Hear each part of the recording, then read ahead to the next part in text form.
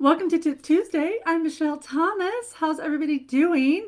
Today, our Tip Tuesday, we are talking all about reclaiming your personal power. So, here's the thing about personal power, right? As women, we've often been expected to kind of wear a lot of different hats, right? I mean, we are mothers, we're wives, we're employees, we're expected to kind of do it all, right? And when we are expected to do all the things and forced to juggle all of these responsibilities, some that are not or should not be our responsibility, we often put all of these people's needs ahead of our own. And when we do that, we believe that it's like necessary and that we're going to offend someone and that someone might be inconvenienced. And when we put everybody first, we actually end up being emotionally, mentally, and spiritually and physically drained. By making other people our priority, we end up just feeling kind of out of control. We feel uninspired, and we're just kind of drained mentally, emotionally, physically, right?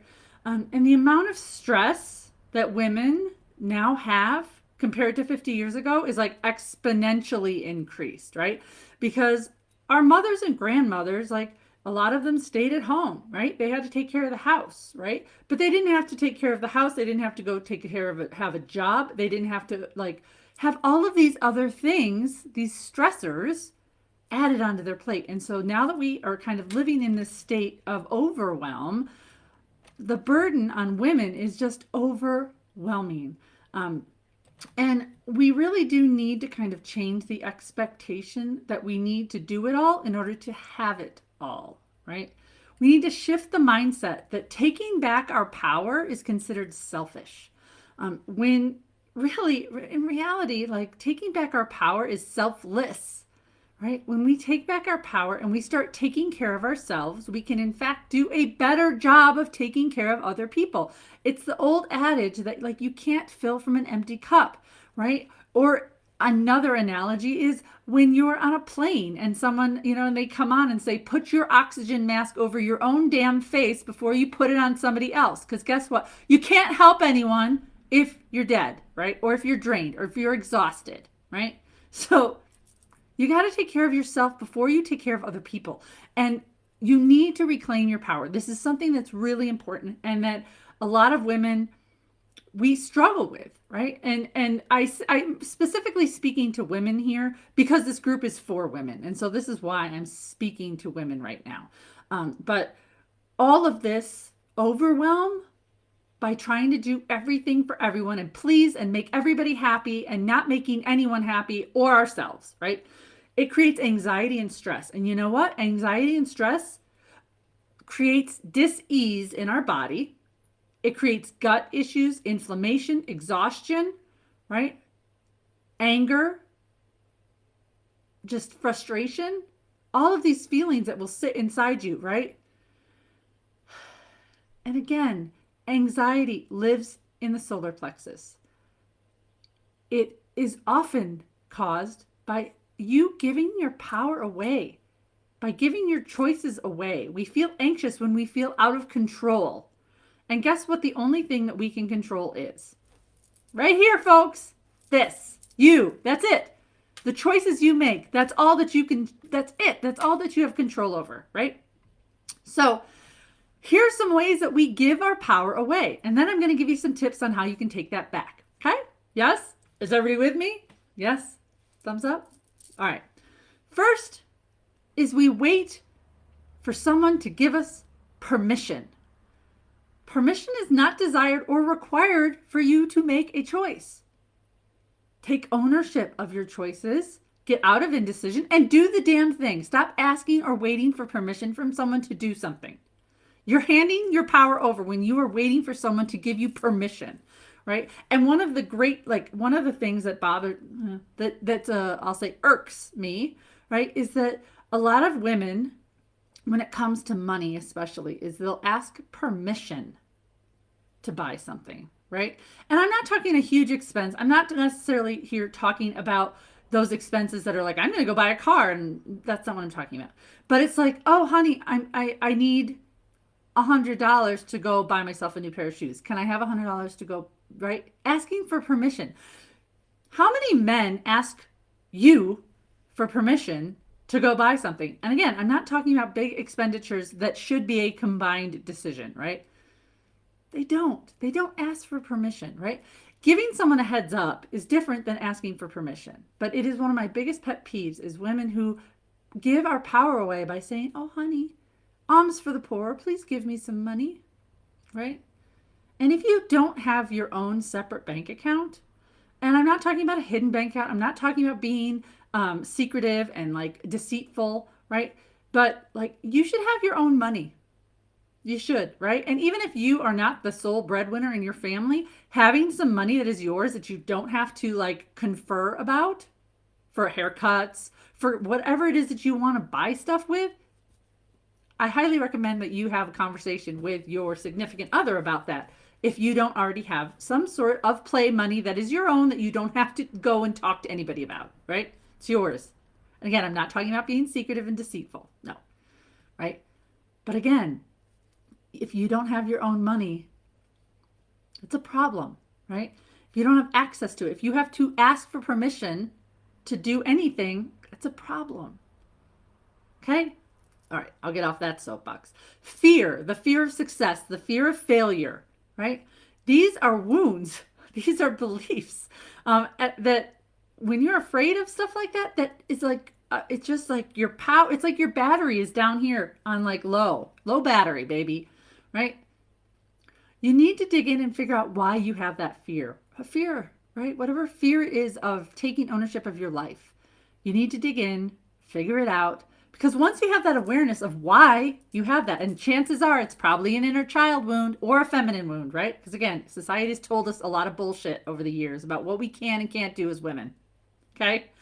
But once you have this awareness, you can create a new story, new patterns of thoughts and behaviors around this. When you can get out of your fear, because again, so often these fears are just limiting thoughts and beliefs that are driving behaviors and habits in your life, okay? Ooh, I didn't realize this topic was going to get me all fired up, but it is. So, failing to be the leader of your life. If you ask for everyone's opinion before doing something and making a choice, this is your life. Take ownership of those big decisions. Is it right for you? And anybody else who maybe is involved, right? You don't need to query 100 different people to find out what their opinion is about it, right? If you need to bounce something off someone, great. Go to someone who you trust and bounce some stuff off them. Stop asking for everybody's opinion because no one's opinion matters but yours. Is it right for you and maybe the people that are involved? That's it. Stop asking for other people's opinions. Like, oh, I have someone in my life that does this and it makes me crazy. I'm like, just ask one person and it doesn't matter really what their opinion is. If it still feels right for you, make the choices, people. You're the leader of your own life. Act like it. Okay? And then being afraid of hurting other people's feelings or being an inconvenience. Allowing people to dictate what you're going to do instead of making the choice yourself. You hand your power over. Here you go, baby. Right? Not setting up clear, defined boundaries for yourself. Right? This is my yes, this is my no. Right?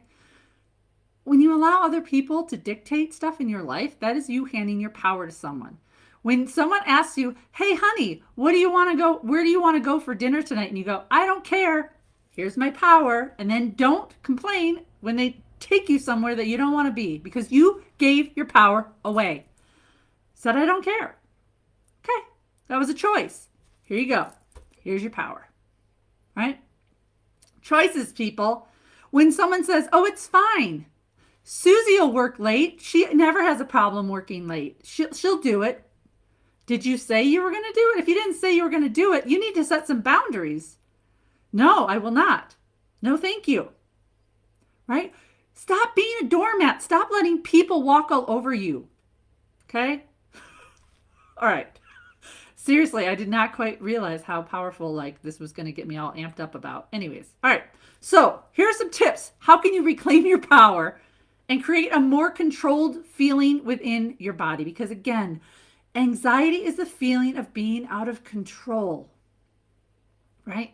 Anxiety and stress, when we're just feeling overwhelmed. And we're like, I have so many balls in the air. I don't know what to do. I'm going to drop one. And that fear, oh my God, what if something happens? What if I forget something? Oh my God, I forgot to make a doctor's appointment for my husband. He can make his own doctor's appointment. Okay, so remember, choices, people. Okay, so here's some tips to reclaim your power. One is review how much time you're spending giving your power away to other people. How much time do you spend trying to please others? Your family, your friends, your children, other relationships like employees or like people at work? How much time are you focused on controlling the schedule of other people? How much time do you spend worrying and stressing about all the things that are technically outside of your control? How much time are you spending resenting other people, being angry and regretful? And how much time do you actively spend dedicated to your own well-being? That's the key here, right? But when you can actually get a handle on all of the hours that you spend on stuff that is not your problem, you can start there. Next, take control and responsibility for changing it, right? If you want to have a different life and feel more empowered, you need to accept that you actually want to change.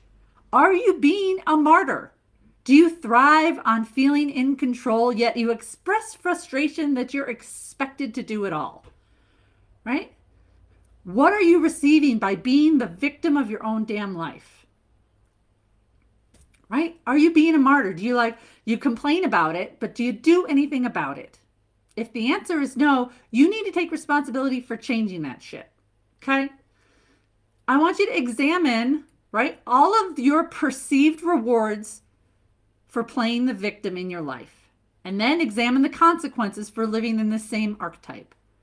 Right? So all the ways that you feel validated by being a victim, all of the perceived rewards that you receive, and then how is it actually negatively, what are those consequences, right? And really reflect on that, right? Because a lot of people say they want to change, but then do nothing about it, right? Or they will sit there and be, woe is me, I have so many things, I have so many people I need to take care of, and oh my God, and they complain about it, but they do nothing to change it because they're getting sympathy, right? Or there's some other reward that they receive by acting like the victim of their life. I can't control anything. Do something about it. It's your fucking life. Okay. You have the power that lives within your daily choices. Do you jump in whenever something needs fixing or doing, even if no one asked you or needed your help? Do you allow your family to take responsibility for their own choices and for fixing their own damn problems, right? It's wise for you to pause and take a moment and allow someone who might be struggling to see if they might be able to work it out themselves. And this goes for moms, right? As moms, we want to jump in and help our kids. We don't like to see them struggle. But here's the thing, in life, they need to figure out how to solve some of their own problems, right? And I'm not saying ignore some stuff that you need to like really jump in on, but allowing kids or your husband or other people in your life to figure their own shit out from time to time is very useful. Often people can solve their own problems if they are given the chance. Or instead of stepping in, offering them a suggestion and not doing it for them, right? Okay. Own your voice and your authenticity. Women, we're often called bitchy or bossy if we have the audacity to speak up. However, again, the only way we change the paradigm is to take ownership of our autonomy and our authentic I can't speak right now. So apparently, take ownership of your autonomy and your authority and your authentic self, allowing yourself to speak up, right? Not just for yourself, but speaking up for other people too. If you see a wrongdoing, speak up. I'm tired of people like sitting there and seeing things that are going wrong and not doing anything about it, right? And again, see, it's funny because it's sort of contradictory to the one that I just said regarding taking ownership and like allowing people to work their own shit out. But if you see a wrongdoing, say something. Speak up. Use your voice. If you know something is wrong, speak up. Okay. Letting go of people who are negative influences or toxic in our lives. And here's the thing, if you have to absolutely positively continue dealing with them, be sure to set clear boundaries, define boundaries, right? Taking ownership and responsibility of the things that you have control over. And also energetically protect the hell out of yourself before you go and deal with them. That will also help you from absorbing and allowing them to be an energy vampire. But getting rid of as many toxic and negative people from your life will help you, right? Say no. No is a complete sentence. Reclaim your power. If you do not want to do something, say no. There's no explanation, no apology is necessary. It's not your responsibility to do everything for everyone. When we say yes to things that we don't want to do for fear of making someone not like us or for offending someone, you need to explore that a little bit. You hand your power and energy over every time you do this. Remember, I say this all the time. You have a limited amount of time and energy every single day. It is a finite resource. Choose wisely how you spend it. Do not let people infringe upon your time and energy if you don't want it to, right? Again, back to the Sally Sue who is going to work late because her boss is like assuming. They didn't ask, they just assumed. It's fine. Sally Sue will close up shop. She does it all the time. She doesn't care.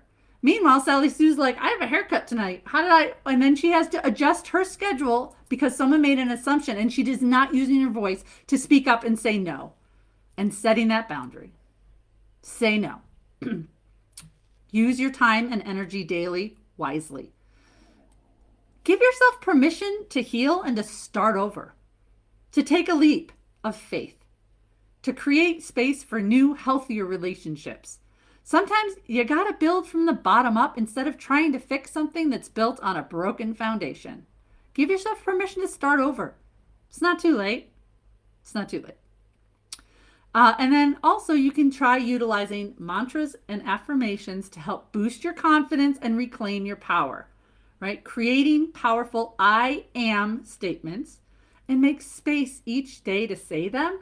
And then when you say them out loud, if a feeling comes up, sit with that feeling and examine why you're feeling it, right? If you say, I am beautiful, and you feel a little nauseous, figure out why you feel like maybe you're not beautiful. Or I am confident. I am powerful. I am magical. All of these things. Create some I am statements and say them to yourself every single day. Our subconscious hears that. You create your own reality, folks. These can be very powerful. Or record some and listen to them as you're falling asleep.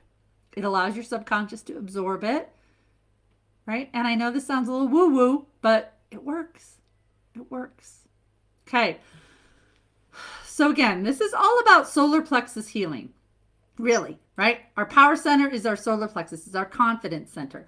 And so when you can shore up your solar plexus area and you can begin to stand more confidently in your life and actively choose what is in alignment with the amount of time and energy that you have every single day, then you can begin to feel more and more empowered in your life, right? Setting clear boundaries, right? Taking ownership of your choices. So I want to know, what are you going to change? And examine, how are you going to be the CEO of your life? You're in charge. You are, not anybody else. Okay? So, and don't forget, the Heal Yourself Challenge is coming up June 20th through the 24th. Join me. 5 days, healing, transformation. You can grab your seat at radiantlivinghlc.com/HYC. It's free still. 5 days, inner child wounds, feminine wounds, money blocks, manifestation. We are getting into all that good stuff. As well, if some of this content today resonated with you, you may also want to learn a little bit more about my Divine Healing and Ascension Masterclass. I'm going to start my class in July. Spend summer school with me, baby. This is going to be the only time I teach it this year. teaching it live, that is, this year. It's a 10-week masterclass. We dive into topics such as your shadow self, how you can actually tune into your intuition. We talk chakras, inner child wounds, healing your ancestral karma, as well as talking about how to work with your divine guidance team. It's a really powerful 10-week masterclass. And it's just really, really transformative. And I love teaching it, but this is the only time I'm going to be teaching it live this year. You can find more details on that class at radiantlivinghlc.com/masterclass. But thank you guys all for being with me today for Tip Tuesday. I absolutely love being here and sharing it with you all. And I hope to see you guys.